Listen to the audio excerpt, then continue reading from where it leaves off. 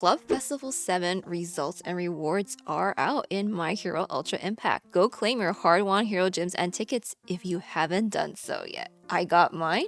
Boom, there it is. Ranked 23rd this time, and a lot of hero gems and tickets. I'll be using mine to summon on Rockstar Jiro, because so far I've only been using the free daily summon on her, and I haven't gotten a lucky daily Jiro yet. Now, these are the final results of Club Festival 7. The top club once again went to Ultra L, even though they didn't go all out. Hawk's Agency, the club I'm in, did great. We came second once again, just like the number 2 hero himself. The Hideout came third this time. Let's take a look at the top 10. So we have Ultra L, Hawk's Agency, The Hideout, Dark Revelry, Izuban, Copium, Kazoku, The Greats, Impact Style, and Galvada. Congratulations to everyone on surviving a whole week of challenging fights. Now that we have more summoning currency, will you be using your new hero gems and tickets, or will you be saving?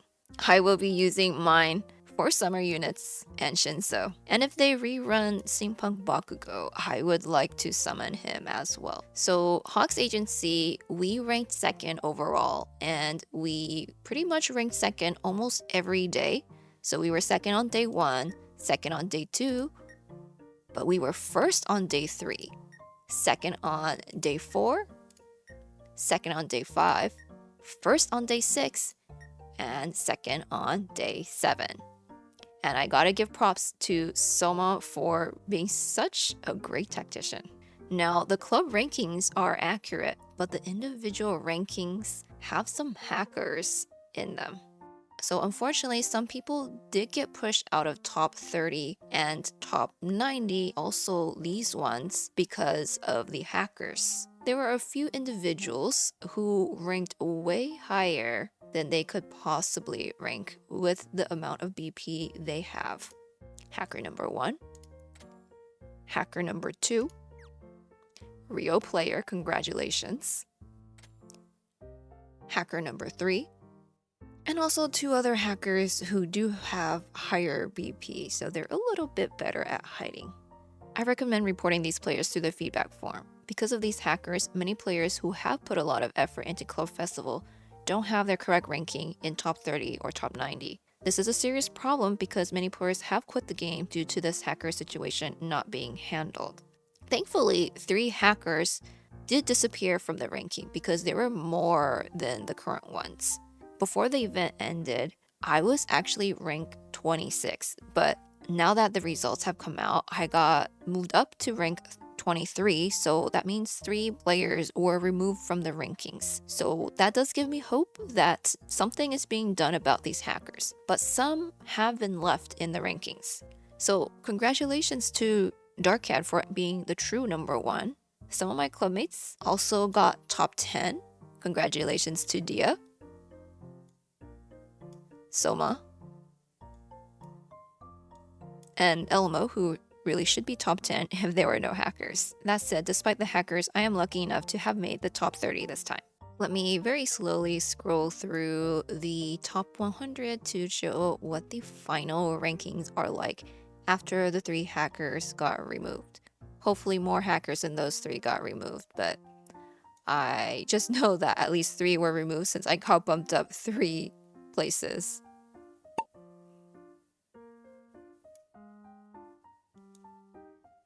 Next up, let's talk about the teams we fought each day and who I feel the MVPs of this club festival were. This could hopefully help you decide who you want to focus on summoning if you want to improve your club festival scores. Almost at the end of the rankings, and here we are at rank 90 and rank 90. Oh, rank 100. Day 1, we fought Mind Ida, Overdrive Deku, DST Mina, Mind Tokoyami, and Celeb Ochako.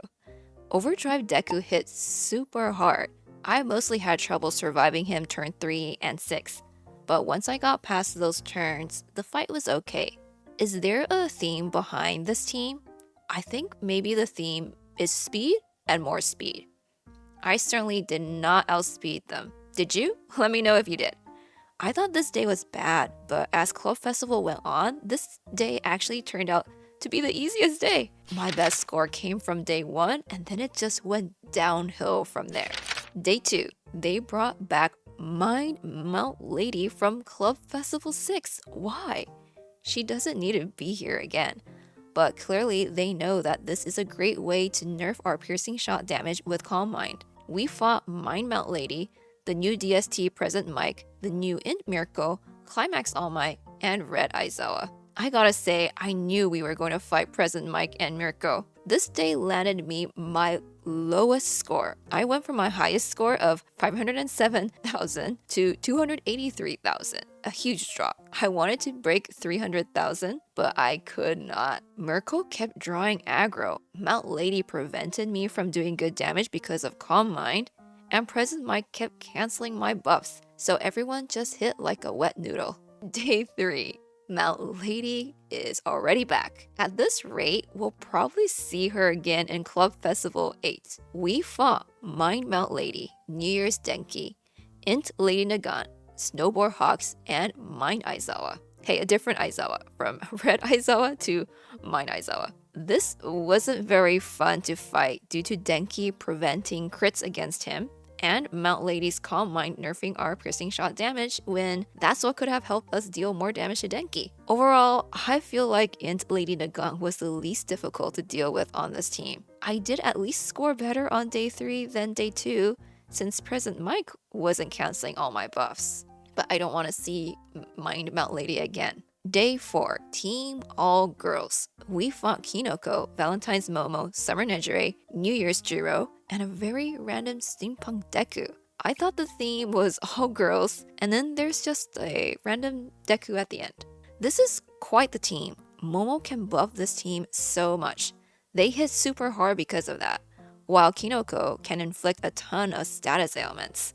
And Momo has permanent charm on us. They evade so much due to Summer Nejire having Dulce Summertime, and her plus ultra also gives team evade. The first 3 turns, I was just missing all my shots because my team was always slower, with my base copy Steampunk Bakugo doing his best. Bullseye really helped on this day. But of course, if your team was faster, then you probably didn't have as much of a problem with the evasion. Day 5. We fought Steampunk Shoto, Celeb Mina, Summer Ochako, Steampunk Aizawa, and Celeb Momo. This team, where do I even start? Celeb Mina gives the team barrier, so piercing shot helps with that. She also hides and draws aggro, so she makes targeting a little difficult. Summer Ochako increased max HP several times, which lowered our score. Unfortunately, I wasn't able to get her out early. My best attempts were when I got Mina out, but on all of my attempts, I never did much damage to Steampunk Shoto. He survives really well. Day 6, we fought Climax Battle Shigi, Mind Toga, Summer Nejire again, Snowboard Froppy, and Kinoko again. Some repeats in Summer Nejire and Kinoko. Our best scores on this day actually came from having Shigi get enhanced and recover his HP. It turned into a can we keep Shigi alive so he gets enhanced before he dies? I got Mind Toga and Nejire out and then focused on Shigi. It really made me feel that Climax Battle Shigi is kind of fragile, and his enhancement requirement is difficult to meet. Day 7. On the final day, we fought Ruler of the Edge Shoto, Fantasy Kirishima, Snowboard Froppy, Fantasy Denki, and Celebomo. Kirishima covered his allies until we got him below 60% HP. Then we were able to focus on the others. I targeted Shoto after that, but this Shoto, he gave tranquility to his allies, so we could not crit. Snowboard Froppy just kept increasing their defense too. None of my scores could compare to day 1 scores, but thankfully I did enough to hang on to top 30. But it just feels terrible not being able to crit. Let's talk about MVPs now, with the most useful at the very end. Wait for it. Of course, these are just my opinion. Your experience could differ. Let me know who you felt were the MVPs of Club Festival 7. First off, Sir Night Eye. Night Eye was useful on some teams. If you don't have some of the other options, he's a great alternative support. He provides barrier, crit, stuns, max HP, and also buff block. I highly recommend building him more when his Climax Battle reruns. Snowboard Hawks. This guy just keeps getting better and better. I had a difficult time keeping many of my characters alive this time. These enemies hit super hard, but Snowboard Hawks swooped in to be a hero. He was a great tank, healer, and booster all in one, and helped with survival while boosting the DPS. Even base copy or low DX Snowboard Hawks put in a lot of work. I was tempted to summon more, to hopefully get mine built up a bit more, so I threw one multi at his rerun. Sadly, I got nothing from it. Valentine's Momo, who was on the same banner as Snowboard Hawks. Great multi-hit AoE attacks and support for the team. She is a bit whimsical since you don't want her to be hit by normal attacks, if you want her to buff your damage instead of your defense. So results could vary a lot depending on if she got hit or not. Shoji. If you have a UR plus Shoji, he provides the absolute best DPS in the game. But you have to be able to get him to work without dying. I sadly don't have a UR plus Shoji myself to try it out. ABL Endeavor. Even at base copy, Endeavor did great damage with his multi-hit AoE piercing shot skills. Just like Shoji though, you had to keep him alive somehow. But I was really impressed by what he could do at base copy, so I really hope I randomly get more copies of this guy so that he's less squishy and can also do more damage. Steampunk Aizawa helped buff the DPS character with piercing shot and also provided team buffs, team cooldown, and healing. If you get him to UR+, he also has a unique X skill where he cancels one status ailment every time his HP is restored. This helped deal with Club Festival 7 rules really well, and it also helps against teams that inflict a lot of status ailments. Celeb Bakugo is still the king of Club Festival with his multi-hit AoE skills, debuffs, and team cooldown reduction. He hits super hard, while providing a lot of utility. His bullseye also comes in use versus teams with evasion, and multi-hit helps a lot with barrier too. We just couldn't use him on days when we couldn't crit. Like the last day where Ruler of the Edge, Shoto, gave tranquility to everyone on his team so we couldn't crit. Summer Nedre provided amazing DPS with her AoE multi-hit skills, as well as defense, healing, and status nullification for the team. She again worked well with the Club Fest rules this time and helped with team survival. I really hope I can pull her this time around.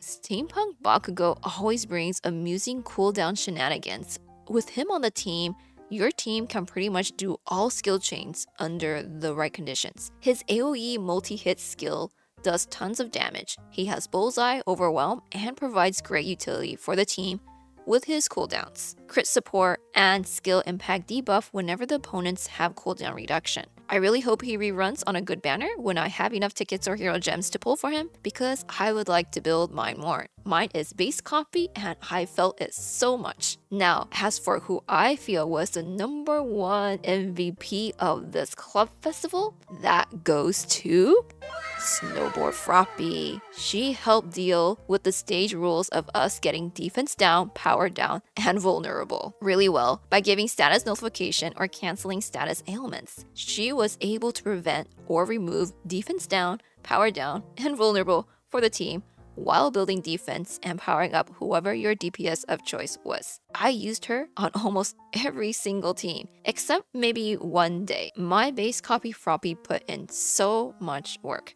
I was really tempted to try to pull one more copy since she was on a rerun with New Year's Denki and New Year's Jiro during Club Festival, but I decided to hold back because while base copy Froppy is difficult to keep alive, she still does her job really well even at base. She is the support and not the DPS, so my current plans are to build the DPS characters more like Steampunk Bakugo, and I need to get my first copy of Summer Nejire. I feel like the game wanted us to pull Ruler of the Edge Ochako to deal with the Club Festival rules with her effective time reduction of status ailments. However, we completely bypassed those rules with Froppy's status nullification, and that's why Froppy is the MVP this time. She let us almost completely ignore the disadvantages of the Club Festival rules while providing amazing buffs to our own team. Without her, my scores would have been a lot lower. Were you able to make use of Ruler of the Edge Ochako? Let me know how it went if you did. Who do you feel was the MVP of Club Festival 7? Let me know how your Club Festival went.